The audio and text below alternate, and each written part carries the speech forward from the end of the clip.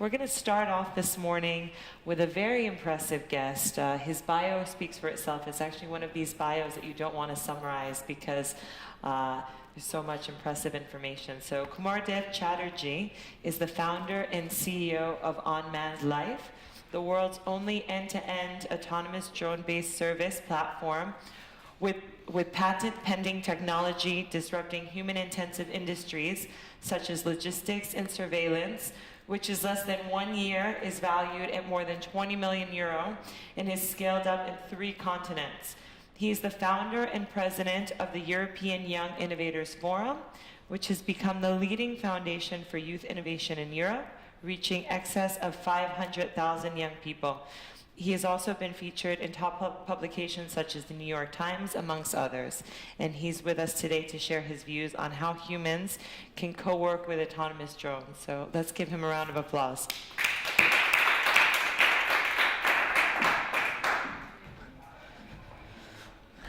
Okay, well, good morning, everyone. Thank you for coming.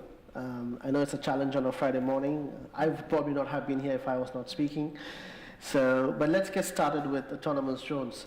I'm sure you have an interest in that because this is very specifically about that. So, we've heard about the 4th Industrial Revolution. We've talked about it for some time. There have been a number of sessions, even in the Third Summit. But what is basically at the core of this? The core of the 4th Industrial Revolution is that large industries, we're not talking here about apps or SMEs, we're talking about industries like postal logistics, we're talking about industries like transport, industries like airports, these kinds of areas where it's very difficult to move to the 4th Industrial Revolution because to start with, they're not digital, okay? And now they have issues around cost and speed. And these are not easy to solve. You cannot just become cost and speed savvy simply by deploying a few apps, okay, or by deploying the internet in your company, which some companies are doing. The challenges are more than that, and you need to have a different mindset and a different paradigm to do this. So we have the dawn of the new era, and this is the era of the 4th Industrial Revolution as it comes from the World Economic Forum. They published this 2 years ago. They did a study with, I think, about 1,000 experts worldwide. And what they basically said was that, yeah, we acknowledge that now there's a new type of industry happening. Just like you had in the past a steam engine, you had the division of labor, you had electronics and IT, and the mobile, which is part of that. Now you have cyber physical systems. And that's what it looks like in a nutshell. So what it means is that effectively, you have what we call the connection of devices and the medium. So you would, in the future, and the future is now, by the way, you would not be thinking about which device is providing you which information. You'd be concentrating on what information you need, or more, one step forward, what actions you want to take. And the device and the networks that achieve that will have done that automatically. So it's the combination of Internet of Things, artificial intelligence, and smart data, not big data. Big data is not enough. Smart data, what is known as actionable, incitable data, is a combination of the 3 that will deliver that. An example of this is you're going to your smart home, you're about 5 kilometers away in your car, which is an electronic vehicle. It communicates with your home and says, I'm 5 kilometers away, it's below 10 degrees today, turn on the heating. And when you get home, the garage is already open, your car goes in, you park the car, you get out, the door is open for you, the lights are on in the way that you like them, you get in, your TV is playing with the program that you want to watch, your fridge is stacked because your fridge automatically controls delivery and restocks itself, and you are able to simply walk into an experience where the data and the actions have merged, and it's that merging that will create what we call the always on aspect. And believe you me, this is not 5 years away. You will start seeing it from next year. In fact, there are now new smart homes, smart home colonies or smart home communities across the world where this is happening. And that's just one area. These are all the areas that will be affected. This is a very busy slide. It's published by this Dutch giant called Libelium. And Libelium is able to Dutch giant called Libelium, and Libelium is able to put together all the information required to make this happen. And once this information has been put together, it becomes very busy. But effectively, what you see over here is that there are very few areas that are not affected by the fourth industrial revolution. And this is the real promise. This is why people are going crazy about it. This is why big companies are focusing on it. This is why conferences are focusing on it. There is a lot of potential for a whole new way of doing things across different areas. So it's not just cars and homes and the apps that you use. It's a whole different way of doing things. And there'll be 2 or 3 things that will be driving it. One is that vision as a user interface. This is the only thing that has not been done today, right? If you think about it, you're using your fingers as an interface, which touch screens. You're using your voice with Alexa. In some cases, you're using your mind with brain control, but that's okay in experimentation. But you will be using your vision as a user. How many of you know that each of us, our eyes are unique? It's a biometric ID. Your eye does not match anybody else's eye on the planet. So we have the unique ID right here. And that is what is going to be used. And a lot of companies working specifically on this area. Once vision is the interface, you can look at somebody and smile at them with your eyes, or you can look at the door, and the door will recognize you. And it will not recognize anybody else, no matter what they do. You don't need these, I'm not wearing the badge, you don't need badges anymore. Okay? So this is coming. And people say, oh, but voice will never reach the level of sophistication where you can actually capture voice and use that for something. Alexa is now going to be in your car. You won't even know Alexa's in your car. It will be in your car. You will say, start car, it will start. That's Alexa working, okay? The next step is vision. The other thing is that you're going to have robot workers. And now, again, it sounds like fantasy, but in the future, there'll be robots sitting here in one of the next South Summit, representing the person who can't be here. So the sessions will be full, because the robots will do your job. You will be doing something else, and the robot will be here, talking like you, responding to what you say, and capturing the data, analyzing it, putting it into your information pack, okay? That's just one example. It'll be in your office. I don't know how many of you know, but some of the largest legal firms in the world today employ artificially intelligent lawyers, which is basically software that does what the lawyers used to do. They used to charge 800 euros an hour. The software cost about 800 euros a month. You can imagine which law firm would not do it. They will all do it.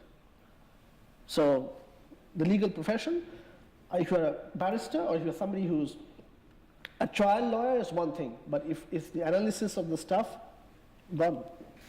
And many other areas are going to be like that. I was in a hotel in Santa Clara just 2 weeks ago. Which is Santa Clara, okay, it's in the middle of the valley, so it's very hyped. And yeah, there was a robot that delivered me my room service, yeah. I came out, the robot scanned my phone, opened the stop and gave me the food and whatever. I had the whole thing captured. So the question that I've already answered, but people have talked about, is that they think the future will arrive by 2025 for all of these things, but this is what the future is so powerful, it's already happening. Driverless cars, have you heard this morning?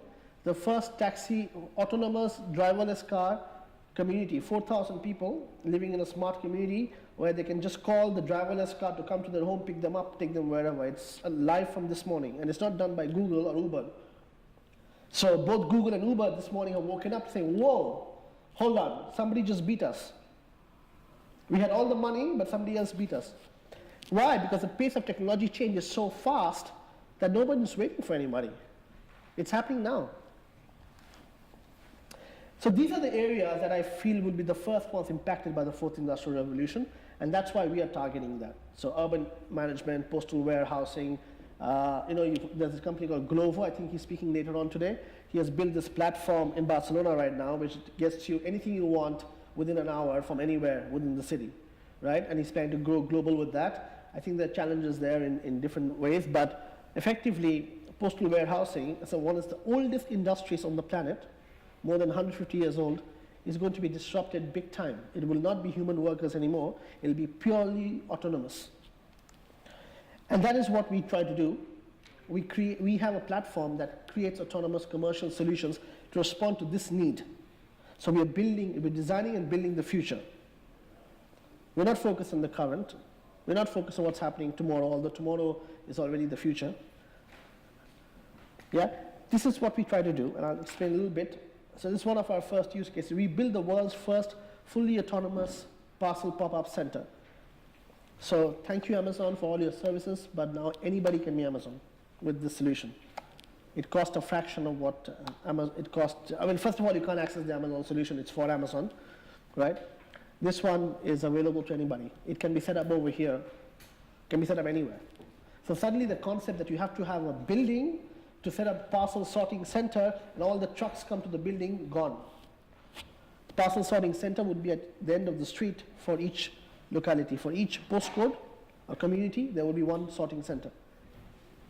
And we will be driving that. We've deployed that. We just won the award from the United Nations Postal Platform on that. Here's another one. You know your phones, they can do a lot of things. Now we have built the world's first drone swarm that can fly here in this room without GPS, without Wi-Fi, purely on your phone signal, on 4G. So imagine, okay, that's a nice demonstration, but imagine what can be done if I don't need GPS anymore and I don't need Wi-Fi anymore. And I can control robots and have them deployed anywhere. So suddenly, all the concepts we've been talking about, it's possible. We can have drones flying around here doing things. We can have robots moving around.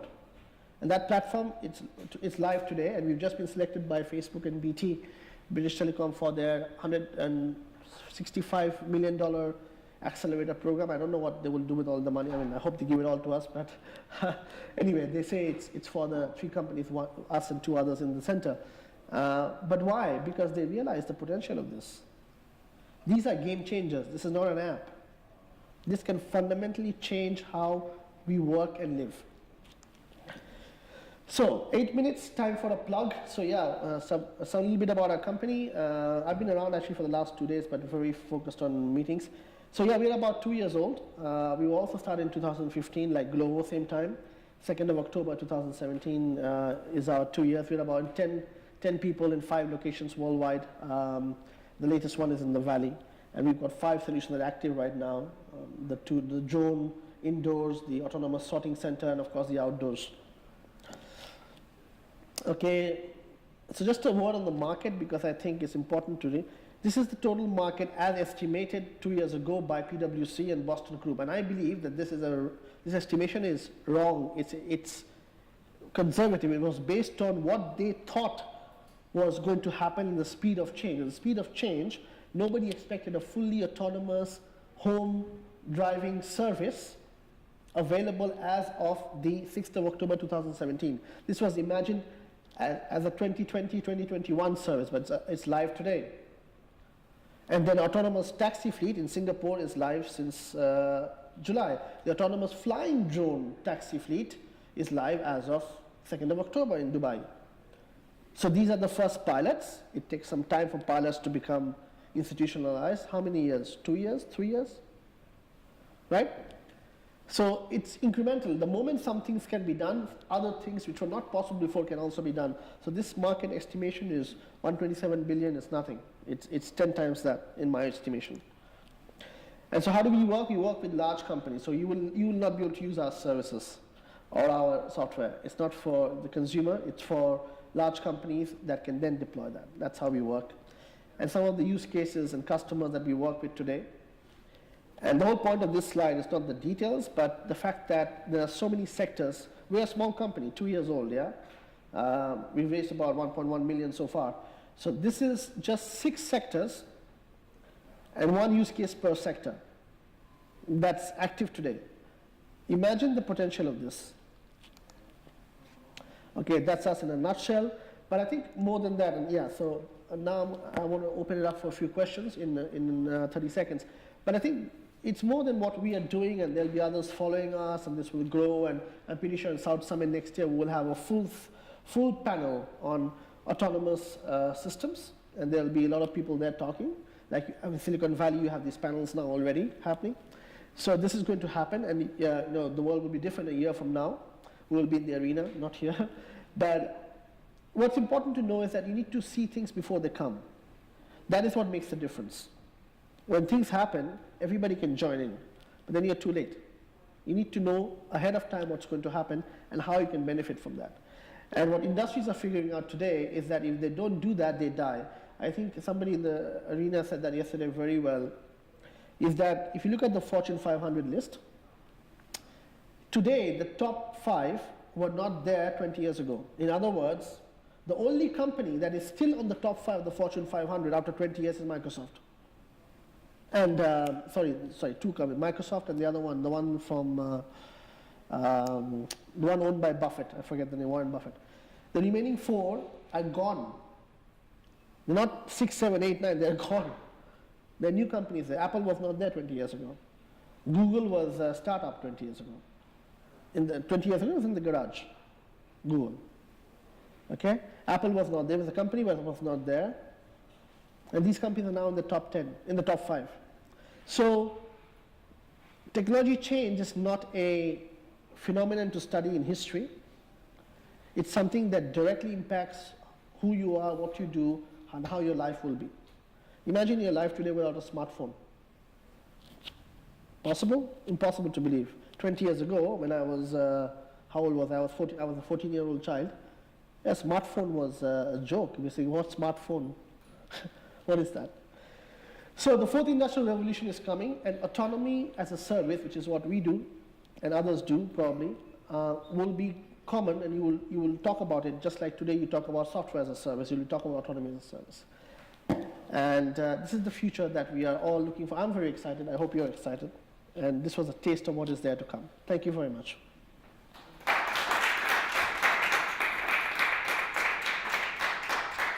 We do have time for a question or two. Any questions? Doesn't matter. There are no dumb questions, only dumb answers.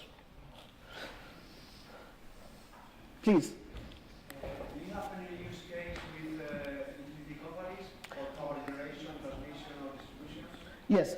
Thank you for that question. Yes, there are use cases for that. There are actually 2 sets of use cases. One is that the maintenance, inspection and maintenance of infrastructure for distribution. That's one major use case. So for example, we're working with General Electric on that. They have a lot of installations in the US, and just to maintain them is massively expensive because it's all manual. And we will replace that with drones that will be positioned along with infrastructure, and we'll do that maintenance autonomously and send you back the data. The other one is on the utility generation side. On the generation side, depending on what you're generating from, if you're generating from coal, yeah, there's a lot of things to do there. If you're generating from water, it's a bit less. But wherever you have facilities or infrastructure that needs manual supervision, it can be replaced by autonomous supervision. And so there are a number of cases. And it's a market that we're looking at. We're talking to GE, we haven't done anything just yet, but next year we will have something to report. Other questions? Great. Thank you so much. Thank you.